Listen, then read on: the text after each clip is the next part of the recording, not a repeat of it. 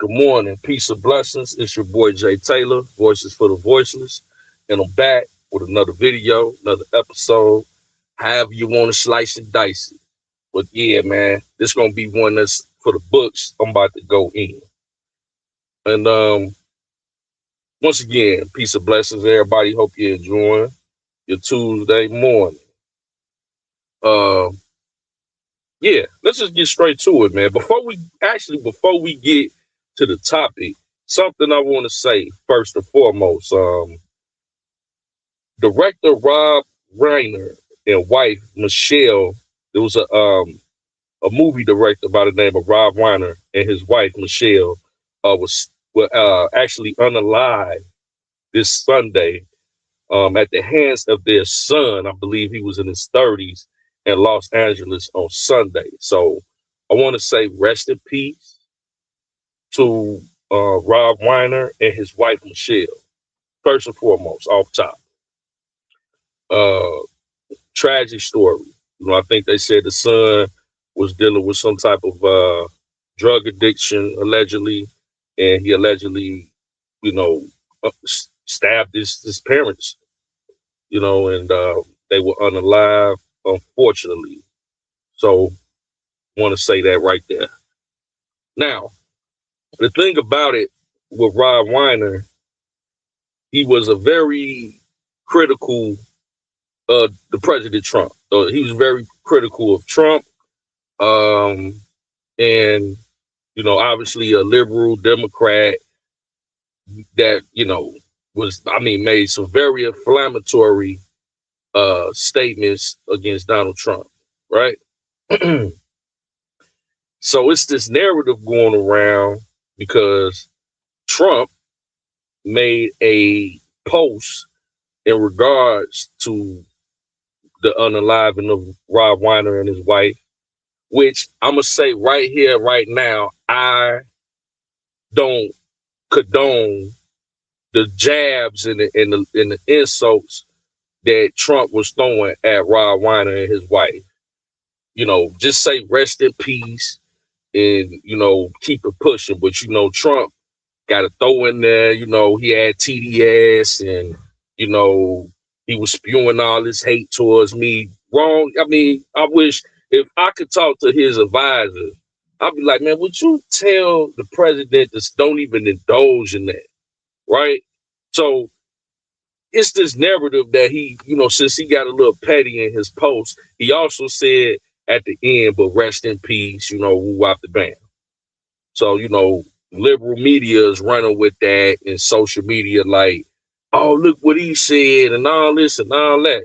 Yeah. But see, the difference with the conservatives is we're not going to stand by nothing like that. Largely, we're not going to, sit here and try to condone in that time that's buffoonery. Like when when Trump said that, yeah, people was on the right. We were very critical of the president.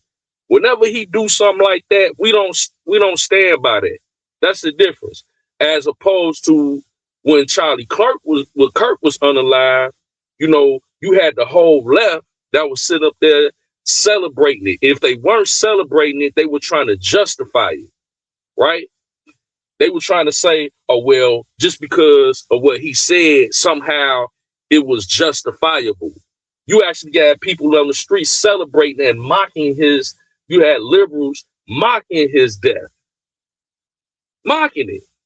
But you ain't going to see conservatives out here, standing behind what the president said and going on social media and saying, oh, he was a racist. No, we're not going to do that. When it comes to Rob Weiner, you're not going to see the conservatives getting out here, condoning in what happened to him. You'll never hear me say anybody deserves something tragic that happened to them just because of their opinion. If they never did anything physically to anybody, why would they deserve, a tragic ending like this? No, I'm not going to condone in that. And I don't stand with the president when he was making light of that. But we know who Trump is. We know he has the capacity to say something foolish from time to time. What the difference is, we're not gonna stand behind that. So once again, rest in peace to Rob Winder and his wife. Tragic situation. Now we get that under control because I want to be clear on that because people in the media they tend to forget. But yes, indeed, let's continue. Let's continue because I can stay on that topic. We probably gonna have to revisit that in another video. And as the title says, the rise of radical Islamic terror attacks in the West. The rise of radical Islamic terror attacks in the West. My honest take. Okay. Now, I have to say this. I don't have nothing against anybody's religion, nothing against nobody's race, what they choose to believe, who they choose to lay in the bed with. None of that. I don't, hey, I'm kind of a little bit liberal in the sense of let live, especially if the adults live and let live. I'm kind of moderate when it comes to that. I might not agree with your lifestyle, but if you are a grown adult, I'm not going to try to force my ideology on you. Just stay over there with that. I'll stay over here with this. We can coexist. But when you try to force your ideology on another group of people, like you trying to take over or something like that, I have a problem with any extremist or radical or, anything, whether it be Islam, Christianity, whether it be the LGBT, whatever. If you straight trying to force people to be like you, I don't agree with anybody trying to force their ideology on people. And what we have now, which we have to call out, and it's not all of the Muslims. Because see, let me be clear about something. I've noticed whenever you be critical of certain groups or demographics of people, you're automatically being a racist, or you're automatically being, or you're Islamophobia, or you're homophobic and all this. So no, these people are not, let me repeat myself, they are not beyond being criticized like anybody else. And what we have is a situation where these people are coming out on social media telling you that they are trying to take over the Western hemisphere through something called Sharia law that, Islamic fundamentalist extremists are trying to implement in the Western societies, where we see it happening in Europe. There has been several terror attacks in recent time. You had the attack in Russia, March 22nd, 2024. A little over a year ago, operatives from Islamic State in the province conducted a mass shooting, bombing, and arson attack at a concert venue in Russia. The attack resulted in 145 deaths and 551 injuries, making it one of the deadliest recent attacks attributed to an Islamic group. So these people are going in and they trying to implement and force people to be Muslims. And you have another situation. You had an attack in New Orleans, January 1st, 2025. I don't know if y'all remember. When the ball dropped, top of the year, the first of the as soon as the ball dropped, it seemed like an American man, Shamsi D. Jabbar, so he was an American citizen, but he was Muslim, drove a truck into pedestrians celebrate New Year's Day in the French Quarter, killing 14 people and injuring 57 others before being unalived by police. Investigators found an Islamic banner in his vehicle indicating a motive of Islamic extremism inspired by the Islamic State. So that's another one, first of the year. And recently, you have an attack in Australia the other day, December 15th, 2025, at a Hanukkah event in Sydney, Australia. A father and son carried out a shooting that unalived at least 15 people and injured dozens more. Police at the Australian Prime Minister declared it a terrorist attack, stating the perpetrators were inspired by the Islamic State ideology. Now, that's just within the last year or so, these mass unalivings with 15 people, and hundreds of others are being injured. 15 or so are being uh, unalived, and hundreds are being injured randomly, you know. And these people online, they sitting up there telling you.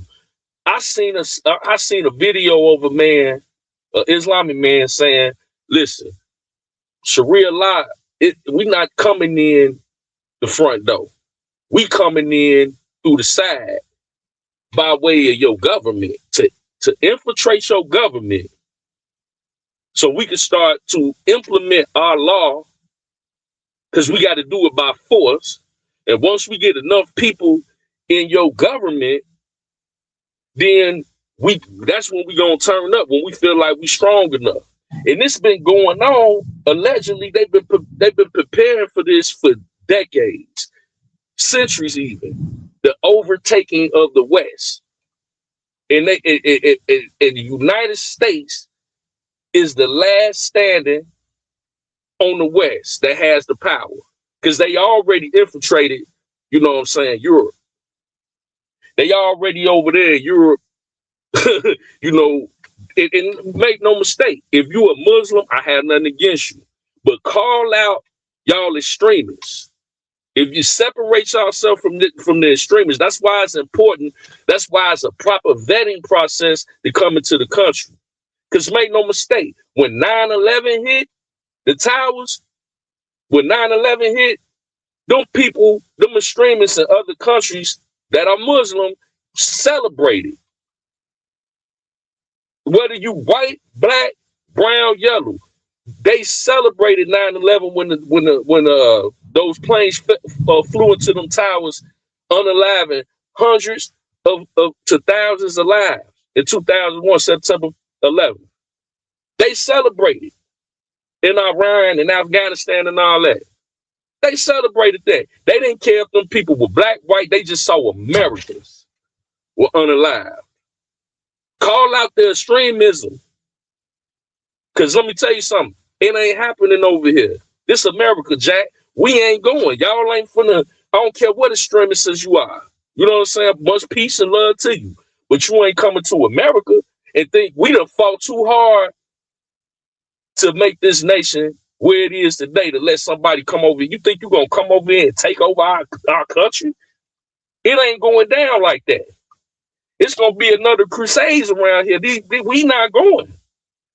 You think you gonna do what you did in Europe or any other country in America? You done lost your mind. Get that Sharia law out your head, trying to force your ideology on anybody. It's not happening here. You know what I'm saying? And this is no disrespect to anybody religion, because I noticed that when I post that online, automatically people went, "Oh, you coming down, you know."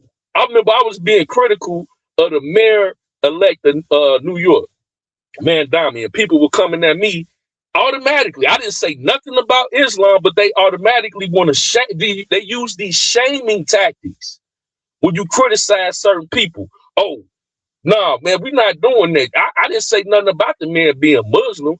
I'm talking about him being a socialist, communist. His policies are detrimental and totally polar opposite to the foundation of this country and New York specifically. That's a capitalistic society. So how you gonna come in thinking you gonna implement some socialism in a capitalistic city like New York, which is the home of the stock exchange? It ain't gonna work. So don't try. Hey, Ain't no Islamophobia in America. We have a certain way of life. You could come here.